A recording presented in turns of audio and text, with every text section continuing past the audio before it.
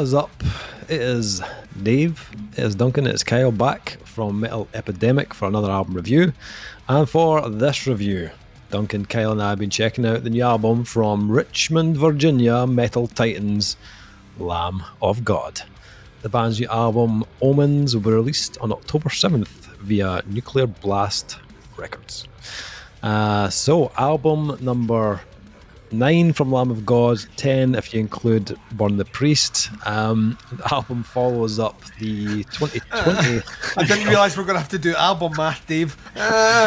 Well, is it 9 or 10? Do you include Burn the Priest? I don't know. They did re-release that album, didn't they? Did I just pull that out my ass? I'm sure they re-released that album, like remastered and all the rest, did they not? I think they did. Yeah. I think they did. And they were Lamb of God by then, so... Yeah. So I'm going to say 10. Yes. Let's just say 10, Dave. Let's go Round 10. It up. Let's go. The album follows the 2020 self-titled album, which I think Duncan and I reviewed. We did. Yeah, we did. Yeah. We not only did we review it, Dave, but we partook of their special... That's right. Yes, he's forgotten all about this. Brewdog in Scotland released a non-alcoholic Lamb of God beer, which we and Dave bought cans of and drove them to my house during COVID. Left them on my doorstep. I wasn't in. I made sure it was at least 3 miles away from them. Came back, sterilised them thoroughly, and then we drank them while we talked about the album. That's right. Yeah, 2 years ago. Jesus Christ. Yes. This new album, the group assembled in their Richmond, Virginia home base for a series of writing and pre-production sessions built around riffs from Morton and Adler and involving each member. It was important that we didn't just make Lamb of God Part 2, Morton explains. To ensure that didn't happen, we changed the process. It was still hard work, but we all had a really good time. The writing process was more collaborative than ever. We did a lot more pre-production. Pre-production. It's a conversation for the podcast. Well, let's not drag Jim Root into this. He's currently getting phone calls from his bands, his lawyer, and the label saying, "Shut the fuck up." Or is it a stroke of genius? Who knows? All of the songs were played live in a room together in various incarnations to get what you hear on the album. Tracking went down at Hollywood, California's historic Henson Recording Studios, formerly A&M, originally founded by Charlie Chaplin in 1917. I thought you were about to say originally found by Kermit the Frog. I thought it was like Jim Henson or something. I was like, what the fuck are we doing here? Charlie Chaplin. In 1917, the studio was ground zero for a slew of iconic records, including the classics from The Doors, Pink Floyd, Soundgarden, Guns N' Roses, Paul McCartney. Unlike most modern records, the majority of the album was tracked live in the studio on the floor. Lamb of God returned to longtime producer Josh Wilbur and carved the gloriously unhinged Omens into sonic stone. Omens is a reaction to the state of the world around me, Randy Blythe reasons. The last record was thematically driven. Really, this one is just a response to the screwed up world we live in. Okay, gentlemen, so... Lamb of God. For the Lamb of God, dude. For the Lamb of God. So, what we're thinking about this new one from Lamb of God. Now, me and Duncan reviewed the last one. Yeah. Kyle wasn't there. I don't know if this was this pre-Kyle? This might have been pre-Kyle. Very difficult to get the beers out to Kyle, so we probably, if he was on the show, he wasn't invited. Did it in secret, didn't fucking tell me. I don't think you were officially part of it. I think it was early. Early on. Before my time. Yeah. So I don't really know Kyle's thoughts on the Lamb of God at all, to be honest. Kyle, what did you think? Are you a fan of Lamb of God, and what did you think of Omens? When I first heard Lamb of God, it was one of the first couple of albums, and it was really hard to listen to because of that wonderful production. Right. It was tough for me. Must have been As the Palace is Born, which is the one that Dave doesn't like because of the production. Yeah, exactly. And that would be one Mr. Devin Townsend responsible for that production. So so I was like, this is really hard to listen to. The riffs were cool, all the stuff was cool. It was just really, really hard. I just couldn't do it. And then I think I got a little bit back into them when they did that tour with Decapitated, and I thought, okay, maybe because obviously being a massive Decapitated fan, I thought, oh, let's jump on the Lamb of God train and listen to that one album years ago. But I didn't really stick with them, to be honest. I heard the last couple of albums, didn't think too much about them, but I mean, I was sort of in an on and off. Lamb of God exist, and I am okay with them. I don't know. It's like, who cares what I think, right? It doesn't matter. So maybe of that ilk, in fact, when you think about the big bands, like the totem standard bearers of metal, Lamb of God, if you go back and think of them, the two bands that have been elevated to such prominent stature that, like, I would, if I could have had the vision in advance to bet like a lot of money on, I would never in a million years have thought Gojira and Lamb of God would be the size they are.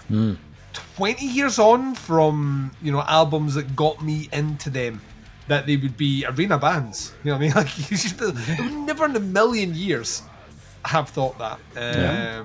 So I completely agree. Here we are.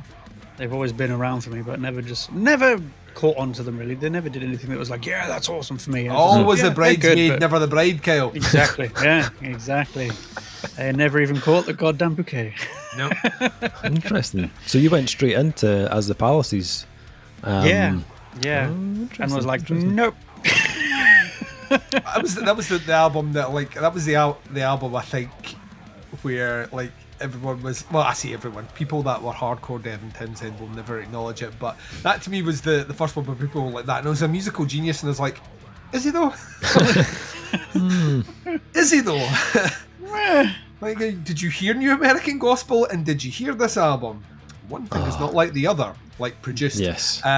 So yeah. Yeah, anyway. I think that was the issue for me, because I love the production on New American Gospel. Like that snare still gives me erections when I think about it. So going for that and As the Palaces, I was just like, what is going on? What's happening here? It was tough. It's the only album they've re-released. Yes, that's true. Well, which I think is an acknowledgement from the band. Yep. That maybe Davey was right. A sentence that was quite difficult for Macy. So. Thank you. Appreciate it. Sorry, Kyle. Me? Oh, God. Right. So this one, off the back of the last couple of albums, which I was not really huge on, being Lamb of God being a band that I know are out there, and I'm okay with their music. I'm not a huge fan, but I don't hate them, if you know what I mean. Yep. Wasn't a huge fan of the last couple when I heard them. I was like, it could be better. This one, I think, has undone some of that for me. Like, it's much better, this album. I think it's a bit tighter, it's a bit more focused, it's a bit more fucking angry. Somebody's pissed off Randy Blythe, let's say that. He's sounding a lot more angry on this album, and I think that's not to a detriment to the sound of the album at all. It's he sounds good like this, great like this. And you'd expect from his experiences in that jail in whichever country it was that he'd have sounded like this years ago, but nope, it's come out now because the world's in such a shit state, and I completely agree with him. First listen through this album, I didn't really have any of those like standout moments or like super catchy riffs or anything like that. They came through a bit more for me, like on Gomorrah and Omens itself. On the second or third listen, where I was like, okay, now it's starting to sink in. So I think it's one of those albums you've got to give it a few listens before it really catches on to you. But no, I enjoyed it a lot more than I thought I was going to. When you sent over Lamb of God, I was like, all right, let's get this done, you know. But no, I put it on a couple more times than I thought I would. Yeah, which is always a good sign for an album. when you actively want to listen to it, that's a good sign. I'll put that on again. Yeah. The guitar tones are fucking massive, and you can tell that they recorded it live off the floor because the energy is there. Yeah. Like there's just a certain vibe that you can pick up on when a band records live on the floor in a room together, and when they do it separately. It's just, I don't know what it is, it's indescribable, but it's just there. And it is here on this album, especially in the guitar and the bass tones. It's absolutely, they're so tight. They must have practiced for ages in the pre-production stage. Damn you, Jim Root. Yeah, fucking mask-wearing weirdo.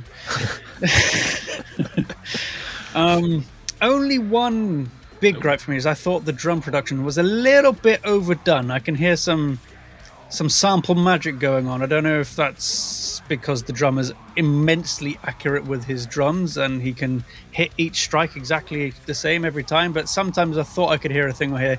I don't know if it's true, but for me it stood out a little bit and I was like, it took me away from it a little bit. But otherwise I think it's a pretty strong album. I mean, there's a couple of standout moments. It's got some great riffs. The grooves are really good. And the vibe and the energy of it, I really enjoyed. So, I mean, and the subject matter, of course, I can agree with because the world's a fucking shithole right now. True. So, yeah, coming off a couple of albums I really didn't enjoy. This was quite a big surprise for me. So, yeah, liked it quite a lot. Quelle surprise. Nice. Yeah. I think Lamb of God are... I think they're one of the more consistent metal bands out there. Like 100%, yeah. I don't think they do like terrible albums. I don't think there's a really bad Lamb of God album out there, to be honest. Maybe not the most inventive of bands out there, but I think you pretty much get what it says on the tin. They've done a little bit of experimentation over the last 2 or 3 albums with a little bit of kind of clean vocals. And again, there's a little bit of an emo phase, Mr. Blythe. Yeah, with the I would never say that to his face. No, I think he would fucking murder us. Right? Randy, if you watch this ever, I'm super sorry. It's true. I don't mean that.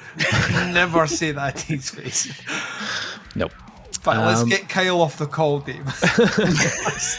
Just to be safe. That's me done. My Metal Epidemic career is over. Thank you very much. Right out of this review. That's not going to exist in this review. There's a little sprinkling of that on this album, but they haven't pushed it any further on this album than they did on other albums. I think they're happy to have a little bit of it on the album, but they don't want it to be a focal point or for it to be too like kind of domineering within their sound. They've kept it pretty much the same. I do agree with you, Kyle. I think Randy sounds fucking raging on this album. Really like does. It feels kind of... I know that like they've said that they mixed up the writing process and stuff, but it does feel like a kind of meat and potatoes Lamb of God album. Like it's chock full of the big southern groove riffs. It's an album that you'll headbang through, right through the album. The tracks do give you different tempos and there's like little changes rhythmically, so it doesn't feel too kind of samey. And what I think I liked about this album is it does give nods to previous albums as well. There are moments on this that go back to like New American Gospel. There's definite moments from As the Palaces Burn, even Ashes of the Wake as well. Both in the kind of style of the riffs and Randy's kind of vocal delivery. But there's also some of that kind of newer, slightly kind of darker tones that you get on the albums they've put out in the last kind of 10 years. And as you'd expect, like it's Lamb of God, they're really good at what they do. Like these guys have been going since the mid-90s, so they're as tight as they're ever going to get, and their songwriting is as good as it's going to get. Overall, I think it feels more like old Lamb of God rather than new Lamb of God. I think Randy sounds killer on these tracks. He sounds killer on everything. He's one of the most improved vocalists in metal ever who has retained. He's probably heavier now than he was when he started, which mathematically should not make sense. He should not be as vicious and as punchy and as snarly with his vocal tone and not have lost that register. Yeah, like he's in the same register that he was 20 years ago. It's fucking nuts. Yeah. So yeah, I think there's that kind of old school aggression on this one where it doesn't feel like an album that's overly focused on the big choruses. To be honest, there's maybe like 3, possibly 4, where there's like a focus on a bit of a chorus. That you can hear all like fans will shout that back. Like to the grave, I think it was, had some good lines, and the title track obviously has that big like Omens kind of chant in it as well, which I think will work great in the live setting. But most of this felt kind of focused on the music, in my opinion, which is cool. Like the riffs are really chunky. They're as I said, loaded with the big kind of grooves. It's not maybe the most memorable for me. I think I found like after a few listens to this, there were only a kind of handful of tracks that really like stayed with me. I felt like a lot of this felt like Lamb of God doing Lamb of God, so it doesn't really sound like anything I haven't heard before from them. The only exception being the kind of hardcore punk track towards the end of the album, Denial Mechanism, I think it's called. Yep. And that kind of broke up the kind of any kind of repetitive feeling that you have on the album, which I really liked.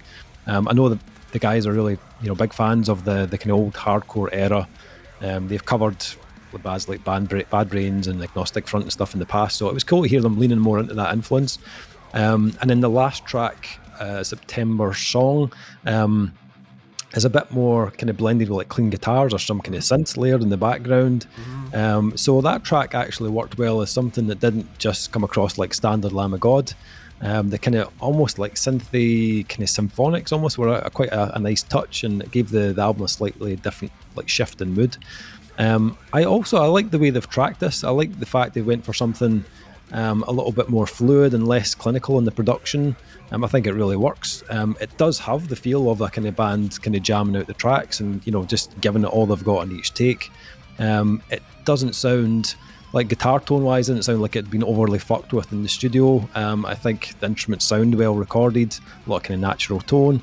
And the editing didn't feel overpowering either. I know there is some in there, but it didn't feel too bad. So I think that works in its favour, especially as the album seems more kind of fixated on the feel and the riffs rather than trying to sound like big and epic. I think I enjoyed this for what it was. I think it's a good metal album. Not much in the way of frills. Like, I think if you're a Lamb of God fan and you like that aggressive kind of raw driven side of Lamb of God, you'll probably get a kick out of this. If you weren't a Lamb of God fan prior to this, I don't know if it's going to convince you, to be honest. Like, this is, the band are at a stage in their career where they're just, doing what they want because they love it, not because they're trying to entice new fans over by trying to be different. So, it's got a handful of tracks that I really enjoyed. Some stuff just felt like, just Lamb of God, doing Lamb of God. It was mostly enjoyable for me. Yeah. Duncan? I am much higher on this album than both of you. Oh, really? Yeah, I think this is like a lovely little present just for me. That previous album had a drummer on it who wanted to sound like Chris Adler. Yeah. And that frustrated me a lot because he's not on the album anymore. And I understand that's how they write riffs, and I think we worked out at the time maybe some of those songs had been tracked with Chris Adler and he took them over the roles, so as a result of that it was a kind of blendy combination, if you will, of that. That's not here now, and he doesn't play anything like Chris Adler, and I think that's forced the band to play differently, and that's what I got from this release. There are tracks where they just go hard, hard and fast, and Lamb of God are not known for going hard and fast. Not as much as this on an album, maybe the occasional track, but certain songs from this come out the gate with a bang and hit you fast. And I found myself really, really rather enjoying that side of things, because once again, it's easy to get complacent, but they have been on the go forever. Yeah. And for a band to still be able to just pick up and throw down as much as this just made me smile. I think the riffs are really good I think the riffs are better on this than maybe the last two or three. And that's because they've moved away from a lot of that all that stuff which, let's be honest, is cool as fuck. And there's about a million bands that are now doing that. But to me, there was like real thrash elements on this one, like real snarly guitar riffs that just sounded like they were cutting through on tracks like The Vanishing, for example, or To the Grave, which both have, like The Vanishing has like a riff towards the end that's it's thrash-tastic, and the actual chorus riff for To the Grave is that way as well, where it kind of almost felt like almost a little bit like early Fear Factory minus all the triple picking. It was like really, really, really cool, just like made me smile. I'm with you. I think they've wisely, and I'm going to back this up in a second, moved away from trying to do the anthemic choruses. Randy Blythe is an incredible vocalist. A singer he is not, right? When he does the spoken word stuff, fine. I'll fucking love it. In fact, if you want to do a spoken word tour, I'd go and see it, right? He has a tone, a kind of deeper tone when he's doing the melody, and it doesn't really fit the music. and they tried to push it a little bit too much on the previous album, and a little bit much on the previous album. And I remember when we heard it, we were like that. Randy's like, he's developed a new tool. There's a new weapon in his arsenal, and it's an okay weapon, but he's a better screamer, like a much better screamer. So if you're a better screamer than you are a singer, do the thing you're good at. Like, that's the thing you're exceptional at, and very few vocalists can do it as good as him. So it is here. It's not overplayed. The way it's used is actually quite smart, and it doesn't overstay its welcome. It's also not memorable in any way, shape, or form. And that's the point. Melody is supposed to be memorable, and it isn't. The stuff that's memorable on this are the riffs. Yeah. And you could argue that that's always been Lamb of God, and I would probably agree with you now. There was a while there where I was like, no, like track like Fake Messiah or like Redneck, it's a motherfucking invitation. You're like, yeah, it's the vocal hooks that keep you in. Really not when you think about it. Lamb of God are a riff band. Yeah. They come from a riff scene, and they're a riff band. And this album is full of flourishes, definite nods to old school stuff, but not trying to just, when we mentioned it in another review today, when people are like, I just wish you'd release this album again. It's not like that at all. It's like cherry picking really cool elements and modernising them into their sound. So you're getting nods to 20 years worth of recording, but kind of updated and focused in. And I love that aspect about it. I think this album flows really well. I think it is perfect length. It's 40 minutes. Mm-hmm. That's what I want from a Lamb of God album. I don't want anything more than 40 minutes. Yeah. I've seen the entire bag of tricks. By then, they say a magician should never do the same trick in front of you twice, because on the second time, you see how they've done it. And Lamb of God are kind of like that as well. A long Lamb of God album, about the halfway mark, you already kind of know all the flourishes and all the tricks they're going to do. So the beauty of this one is it's over and done really quick. Very much like the recent Clutch album. When I'm listening to the recent Clutch album, I'm in the same zone with that one. I'm listening to it going, all right, it's got all those elements. Oh, the album's finished. Right? No, it's got all these elements, and here they come again.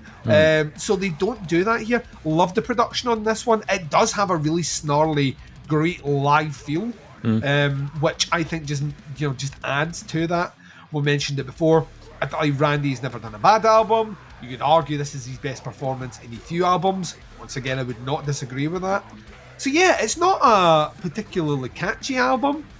I would even go as far as to say, and line up with Dave, maybe it doesn't have the most memorable songs. Headbang like fuck all the way through every listen to this though. Every single listen, headbang like fuck. And some albums, I want to remember every lyric that's sung, I want to remember every riff that's played, I want to know exactly when every track is doing everything, and other times I just want to headbang and have a good time. And Omens is that album. I think this is the best thing they've done in a few years. I think this is night and day better than the self-titled album, which came out before, of which I can only really listen to 2 songs from it now without my eyes rolling in the back of my head, because it's just a fucking cliche of an album. And this one feels like a Lamb of God album, and that makes me happy. So yeah, I think this is really good. Cool.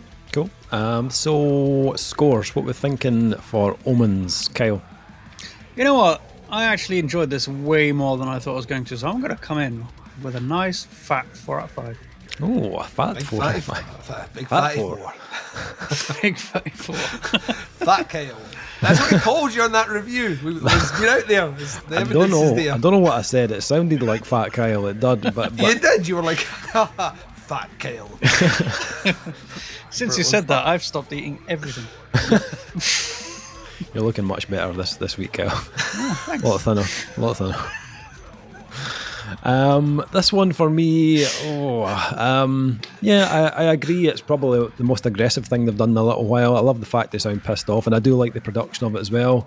Cool riffs, but again, there's a lot of it just is kind of forgettable for me. I like the fact they're just doing it for themselves now. They're not trying to appeal to anybody. They're just like, fuck it, we want to do what we want to do. We're not going to try and do fancy big epic choruses or whatever. That was cool. I do like that give a fuck attitude, yeah. Yeah. But in the grand scheme of things, like against other Lamb of God albums, there's still like a good 3, 4, 5, possibly above this, I think. 3.5 for me. Duncan?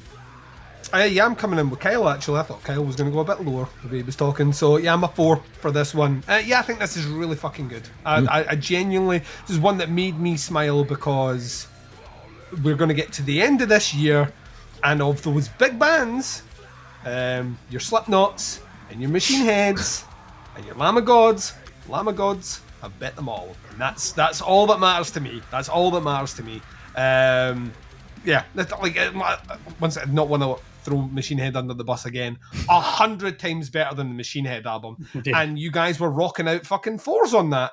So I mean, no, you gave it a 4, Dave. Kyle gave it a 10.